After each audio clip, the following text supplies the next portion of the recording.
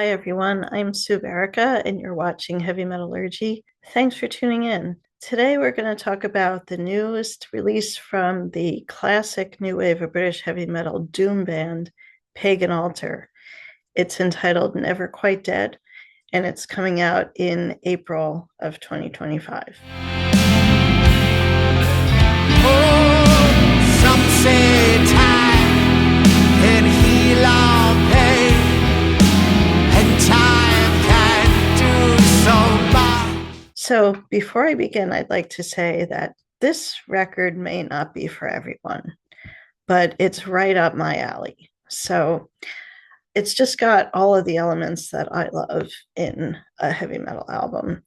It's got catchy melodic songs, tasty guitars, hooky choruses, and meaningful lyrics. It's just a total package, great sound, great musicianship. So I love it, but let's talk a little bit about Pagan Altar. So this is a new wave of British heavy metal band that isn't as much in the spotlight as a lot of the others. I'm wondering if the reason for that might be the lyrical content, being definitely on the pagan slash almost satanic side. Don't know if that might be off-putting to some people. They definitely weren't joking around with the name of their band. So kind of serious topics, and it's a band that didn't really have the same type of life cycle as a lot of other bands. So it was formed by a father and son team, which in itself is quite unusual. The father is Terry Jones, and he was the lead vocalist of the band. And his son is Alan Jones, who is the guitar player. And they had a couple other guys rounding out the band. And between 1978 and 1982, they recorded a bunch of music, but it never got a proper release. So they kind of self-released a demo type of situation, which got bootlegged over the years, but it eventually finally got a proper release in 1998, which is entitled Volume 1. And this is an absolutely essential album for fans of both doom and the new wave of British heavy metal. It's just an amazing album, and if you're a fan of Paul Chain by chance, I think the vocalist Terry sounds quite a bit like Paul Chain. If Paul Chain actually was singing lyrics, as you know, he sings his own made up sounds. But yeah, so Terry Jones has that same type of delivery. It's sort of a higher pitched voice, but with that very epic sound quality to it. And overall, the Pagan Altar sound is not dirgy. It's not like the Gates of Slumber. It's also not as Black Sabbath influenced as some other doom bands. It has like a crisp type of production. It's not distorted. It's not downtuned. It's also not as riffy as Black Sabbath. Like most Sabbath songs have that really pronounced Tony Iommi like central riff. This isn't quite like that, but it definitely has the minor chords, the slower adagio tempos, and the themes about, things that aren't the happiest, After the 2000, or excuse me, 1998 reissue of this Volume 1, the band reformed in 2004 to record Lords of Hypocrisy, which it's very good. It's not quite as good as that original material because this was written back in the 70s and early 80s, but it was re-recorded in 2004 when the guys were obviously much older and so forth. But there was a lot of interest around it, and that was followed up by Mythical and Magical. Again, very good, not quite as good as the original stuff. But then an unfortunate situation happened in that Terry Jones passed away in 2015. So there was a lot of material already ready for another album, and they did end up putting out The Room of Shadows. in 2017. I've never heard it. Hopefully it's good. I will definitely pick that one up.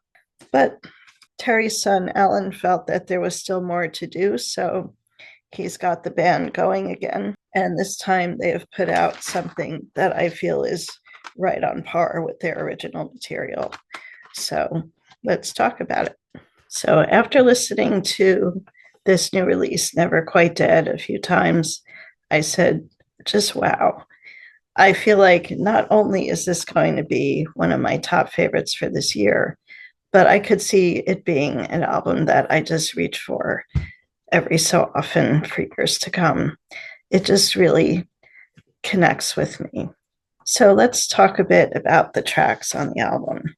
It opens with Saints and Sinners, which is a very melodic, almost AOR-ish type of track. It's got keyboards, vocal harmonies, and a very 70s feel.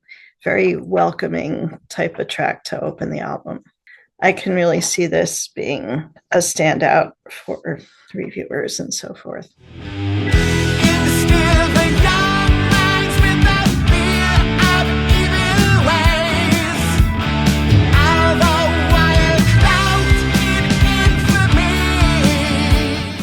Then it goes into Listen, which is a very forlorn type of sounding track about an abandoned church. Very clean production, tasty guitar work, pensive and thoughtful guitar playing that tells a story. And these vaulting vocals from Brendon, really excellent stuff. I love how, as you're listening to this album, every song is different. They don't have that mid-pacey kind of by the numbers type of feel. They've really put a lot of effort into this record.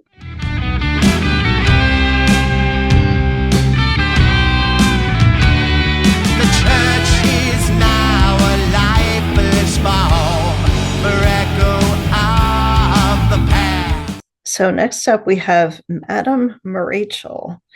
So this is an interesting track. It's almost got a folky feel to it, kind of like if you dropped Skyclad into the mix, along with the new wave of British heavy metal and doom.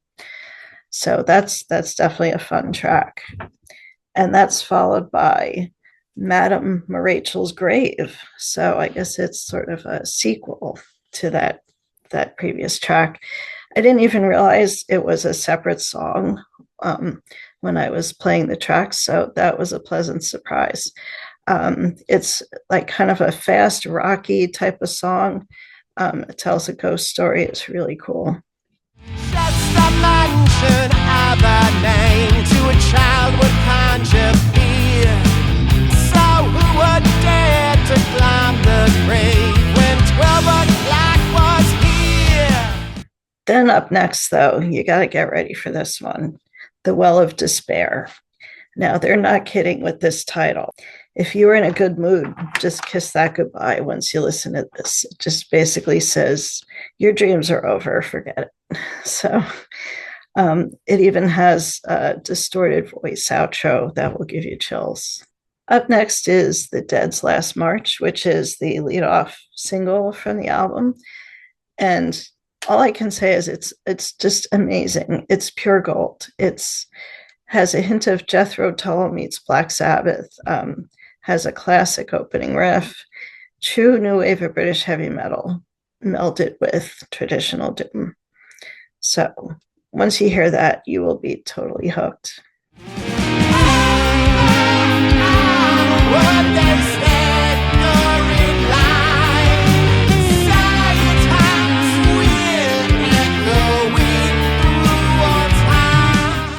Next up is the Oddity track on the album. It's only a minute and a half or so.